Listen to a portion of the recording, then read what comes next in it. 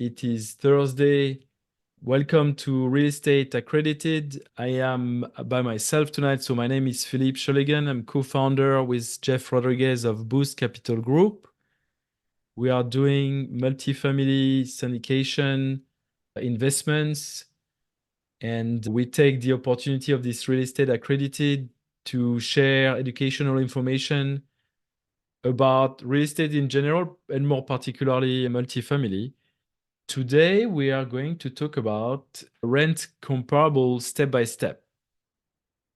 It's a very crucial step of task to be done when you're going to build your business plan, understand who is your competition and how much they're charging, and see if you can build a good set of rent comparable and basically identify a gap between your current rent and your target rents.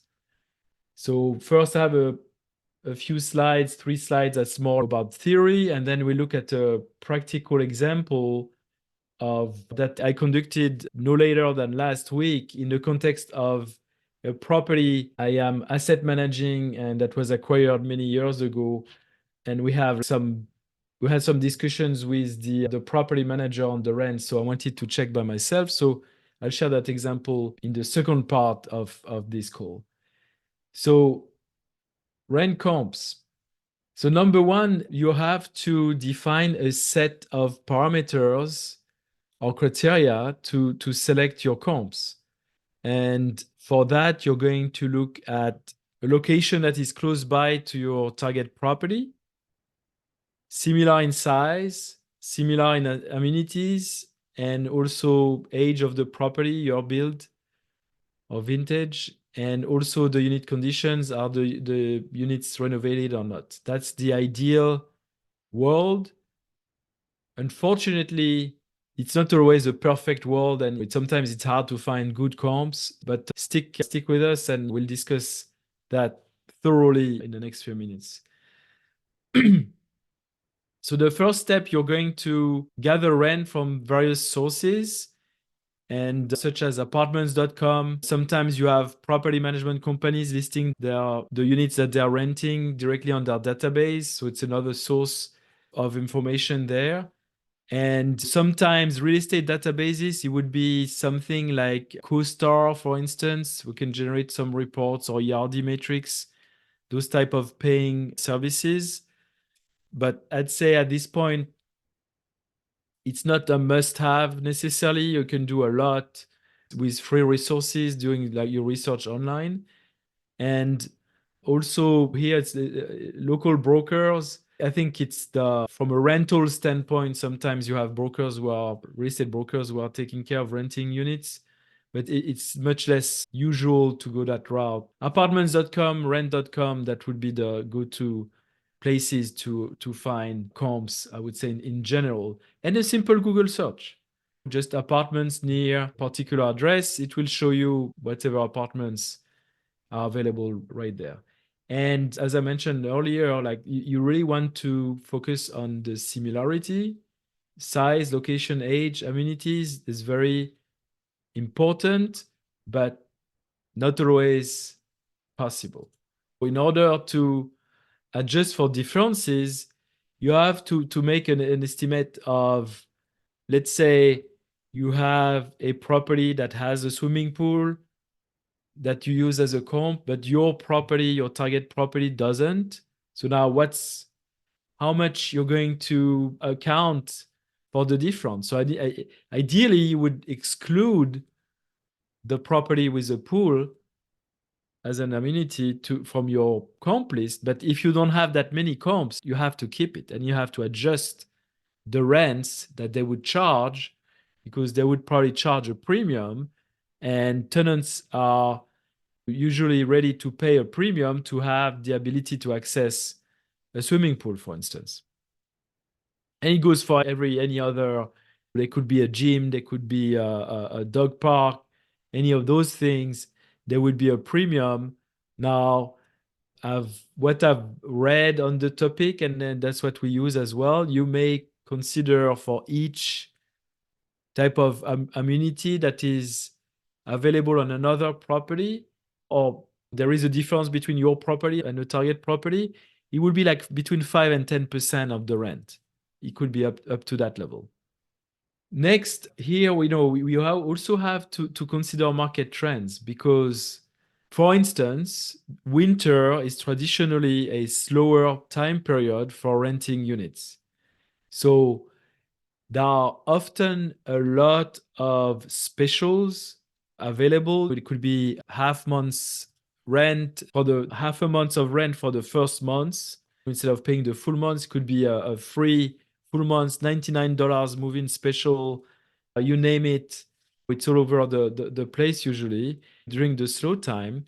And that's also something you have to understand if the market is impacted by such specials, because maybe they're going to apply for a couple of months and then later on it goes back to normal and you don't have any specials. And if you base your target rent on, let's say, a level of rent where specials apply, then you're going to be behind the other end. So in other words, I think it's a good topic to discuss with a property manager, particularly to understand what's the season, how is there any specials being applied to that particular market, and if so, what's the target rent compared to the specials. The other things, obviously, here we have new developments. So that's also something that you need to pay attention to. And I did the community I'm part of. I wrote an article recently talking about new developments and the impact they have on the exerting pressure on rents, because there are some markets where there are plans to develop 10 to 15% of the whole number of multifamily units in that market. There's going to be like 10 or 15% new units, new inventory available within this year and next year. So you can imagine the pressure that it will put on some of those markets. I remember there was Austin, I believe Phoenix, and a few other markets. But in all these markets where you have 10 to 15% of new inventory coming up, that's going to put pressure on the rents as well. And that's something, when you're doing your initial rent comp set, you need to understand if you're surrounded by new properties, there will be a lot of competition. That's something to take into account as well. I would say it's certainly a more delicate exercise than to take into account new developments. I would say, as a general rule of thumb, you want to stay away from them. If there's one or two in a 3-mile radius, and let's say in that 3-mile radius, you have 20 or 30 properties, sometimes is the case. It's now you're talking about 5 to 10% potentially of new inventory. Again, it's similar if there's a lot of, that's where it becomes important to understand the economic environment, because if at the same time there are a lot of new companies moving in, a lot of new jobs in that market, then it's going to balance at the end of the day. But again, like the short of it is new developments, there will be pressure on rents, especially in the class A type of properties, because now you're competing with brand new apartments. And seasonality, I mentioned that as well earlier with the specials. There is a slow period, more during the winter, end of the year, holidays, winter season, and then back in March when you start having tax refunds and so on. And spring, usually this is like a very strong period of time for new leases. And of course, the summer for families can move at that time with children, with the school year, etc. Yeah, that's the seasonality. All right. So next we have, so the next topic is what you want to do is, obviously now you identified the list of properties, you gathered the data, you gathered the rents. And what you want to do is you have to check that the data is correct. And in my experience, and actually we'll look at that later on in the example I will share, apartments.com is usually pretty updated because there are a lot of communities who are going to use apartments.com to push their availability to, and therefore their rents as well. And it's the same thing for rent.com. And I just want to check if it's rent or rents. Yeah, it's rent.com. Rent.com, similar than apartments.com, similar thing. So basically, there are the two competitors, apartments.com and rent.com. You can buy packages with both. Larger properties will buy marketing packages with both. On smaller properties, usually you choose either one. But in any case, the data is typically pretty up to date. Now, obviously, the best, and eventually you're going to want to conduct on-site visits because you want to get a first-hand impression of the property. Maybe it can be very well marketed, but the reality is a little bit different when you look at it. And also, maybe just to check that the rent that maybe most likely is correct on apartments.com, maybe it is not. And in reality, it's a little bit off because they're not using that service. So I think, yeah, like the regression analysis is really, I think it's if you're pushing this to the next level, I think this is, I would skip that step. But the next one is very important, stay updated. This is something that you have to do on regular basis. And usually we do that once a quarter. We're going to run a market study. And it could be as simple as once you have identified your ideal comps, then you can just give them a call and ask about what's the rent, or ask your PM to take care of that. Usually they will. And again, you have to always make sure, is there any special that they run, and understand. And it's all about the supply and demand. If there are a lot of units on the market, there will be a lot of specials. But at the same time, if you're not aware of the specials that are being run in other properties, now it's going to be harder for you to lease. So you want to stay competitive with your units, with the rent that you apply, and any concession that you may apply. And vice versa as well. Because if they all start charging, $50 above what you're charging, now maybe it's time to increase the rent. I would say, in general, your property manager, they will stay on top of that.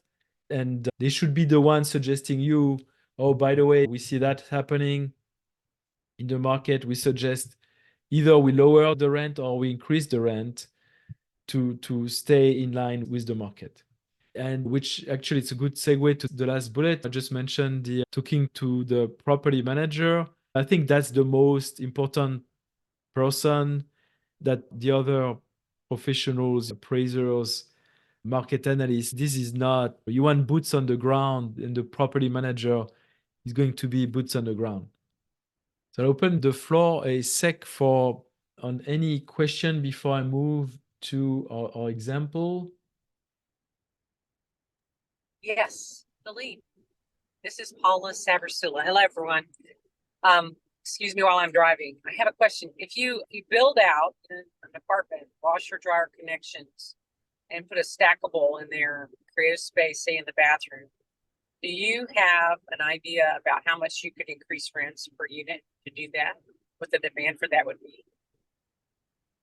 I see usually washer and dryer, if you provide it to the tenants, you can list that for $50 a month. Or that's what I was thinking, without knowing the market, etc. Yeah, that's $50 is very, it's reasonable. Is very reasonable. Yep. Yes. Okay. And that's definitely an apartment, a unit amenity that you would have to consider when you run your comps. Yep. Thank you. You're welcome. If there are no other questions, let me jump to our example. All right. So here is an example I wanted to share. Like actually, we discussed a little bit with Paula earlier. But at the end of last week, I went to Birmingham, it's a property I was involved in on the acquisition side, helping somebody many years ago. It was actually historically my third property. In retrospect, Birmingham, Alabama, not the strongest market, but we have to work with that. what we have, and we are at our property manager number 3 on it. And we've had some concerns with leasing and occupancy, and it's starting to get lower than we're comfortable with. We're at 85, 82.5% right now, and which is bad. And that's why I started to question the information we received from our property manager on the comps. And I'm like, I'm not sure that the 875 that we charge here, that's being competitive, and that's why we don't get enough leads and applications in a pipeline to fill these vacant units. So this particular property is 40 units built in 1976. The only amenity on the property is a laundry room, and the only apartment features are dishwasher in some of the units. I should have mentioned there is also a balcony on every unit. So that I forgot. There's what did you say, Philippe? There's what? A balcony. A balcony. Okay, got it. Balcony. Sorry. A balcony, yes. A balcony. That's Texas talk. All right. And you see here, so that's a little, I can see my face here. It's a picture. I did Google Maps, show me the units, the apartments available nearby. Anything with a red dot, a red marker came up.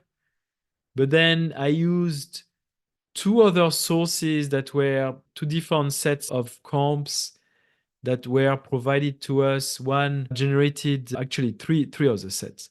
The one was generated by our PM from apartments.com. Another list was generated by the same PM, but through their own internal system. And the third set was from our prior PM. So I ended up with 25 properties, which is arguably intense and too much, but I just wanted to make sure to cast a wide net in that particular case and to make sure I was well informed on and being able to find the best comps. And it took a little bit of time to gather the information online. I mostly used apartments.com. And sometimes I tried to look at rents.com, but then I was just filling the different information, and I can show you next page. Basically, start to build a spreadsheet, right, with the name of the property, address. I put a little picture for context, distance from our property, and the different information that I can find. And particularly, what's the deposit? What are the fees? Any special that was listed? Pet policies, not very important, but actually this data was already gathered. Anything I could find. What is paid by the property in terms of amenities? What are the amenities such as pool, grill, clubhouse, playground, etc., fitness center? And actually, let me show before I go back to this. Also listed all the apartment features such as balcony, dishwasher, microwave, washer and dryer, or washer and dryer connections, and if the units were renovated. And finally, the different types of units and the different, let me just finish. On this page here, from the 25, the first filter, we removed properties that were much more recent. So built in anything built 2000s and later, automatically we remove that. We removed any property that had much better or much worse. Much worse it's not necessarily obvious which one would be much worse, but much better amenities. If they had a pool, a grill, clubhouse, playground, etc., etc., it didn't really qualify. So those were out. And also much lower or much higher rents. It's like really you're looking at people at very far from the rents you're considering. They don't really necessarily apply. They're charging, I think here we're looking at $875. They're charging $1,500 in a brand new property. Maybe that's what it's worth. It's not really a comp at this stage. So first filter, we came back with 13 properties. And these 13, we said, okay, we're going to check in person. I was with a colleague on site and we split the list and we said, let's go and take a look. And so what ended up happening out of, and I just show a sample of 7 in this case, but out of these 7, which actually happened to be my share that I worked on last week. So this first property here, the Pearl at Homewood, interesting situation. I went there, I went to the leasing office, it was very crowded, and they took my information, they never called me back. So I'm like, I don't think they're really a competition for us, they're out. The Skyview condominiums, that's a gated community, and it looks like that there are some, like the owners unit by unit are renting out these units. So it's not really a typical comp from that standpoint. It's like a for rent by owner type of situation. So I decided to exclude that particular comp as well. And it was gated. I couldn't even go in to take a look firsthand. And the third property here, I went on site and realized they had no sign, no phone number, no office, nothing. So I'm like, I couldn't find anything online. So I just decided to, had no choice but to remove that property as well. But I ended up with 4 properties. The first one and the last one, they have a pool actually, the same list. And these 2, they are much, much closer to the subject property. And those are the results. I'll skip all the nuances because I don't want to stay too long on this. But the first one is called Chastain, $780 on the rent. They had no vacancy. So they have a little swimming pool, but it was not like the cleanest and most recent and best property. And I think based on their current rent, what they're charging, that was telling me that they're probably charging not enough. They could charge more because there should be some occupancy. Let's see, it's a 123 apartment property. There should be a few more vacancies. If you don't have vacancies, it's a sign that your rents are too low. So I considered that a little bit of an outlier.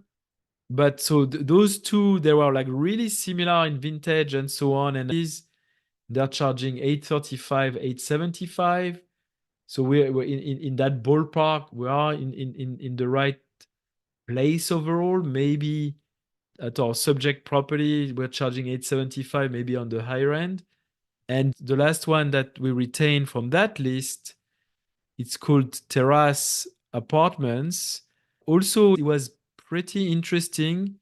They have a pool, but they said they're going to convert that a common area. It was an interesting property, like overlooking, it's like top of a hill with nice views of the city. Also, very low vacancy. So they didn't have any unit available at $880. So I think maybe that rent was a little weak as well. And especially based on the caliber, it looked a little nicer than our property, a little better. So I think they could charge more. And from the information we had online, it went from 790 to 935.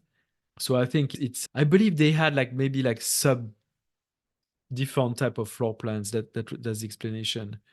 Also, actually, I didn't mention the square footage, which actually like these lines are a little bit off, but this is the different square footage. So our units, they are 750, and this particular one is at 600. So that could have, I guess it's another thing to consider. Maybe a little bit of a larger unit compared to larger unit in a maybe less nice property compared to a smaller unit in a better looking property, kind of balances out. So that's one argument that could be made there. Like I said, those are the things to consider. So the square footage, amenities, and apartment features in general. And so from that standpoint, Again, the example that we have and the rents that we charge right now, 875, I feel it's a little bit high. It's not extremely high. I think there are other properties around the same rent that are arguably a little bit better. And there are other properties. I think the one that is hurting is the one at 780, really. But there are properties that are charging less. So if you want to be competitive with the vacancy that we have currently on that particular property, we're going to have to make a move on the rents. Open the floor for any questions. It also depends on the market and the timing. Remember being in a 1-1, a Class A dirt, Class A asset for Caliza in North Austin, and for 1 bedroom, similar square footage like you had, 800-ish, 1 bedroom, 1 bath was running about $15. That was 2 years ago. And Austin's not really gone up that much on rents. It just depends on the demand at the time, right? And how many people are coming to that city, and also what specials you're seeing run. I remember during COVID, we stayed 6 months. We'd get as much as the 6th month without moving, then we would get a free rent. But that would be indexed clearly over the whole year, but still, it was a year's lease. But on month 6, that's when you got the credit. That everybody that's interesting. Yeah, so they backloaded that's smart, actually. I think, yeah, we yes, give you a month. We give you a 3 months, but yeah, it's going to be at the end of the lease. So you have to stick around. That's right. You have to stick around. And so it was a great incentive when everybody else was so fearful and moving. Yeah. So just an idea. So, yeah, no, that's an excellent idea. Yeah, that's an excellent idea. And then when I was in a 2-2, it was 2,000 plus whatever extra you wanted. But I remember spending 2,000 a month at least. And they had gated. It's nice. Yeah. Secure. But it was also brand new.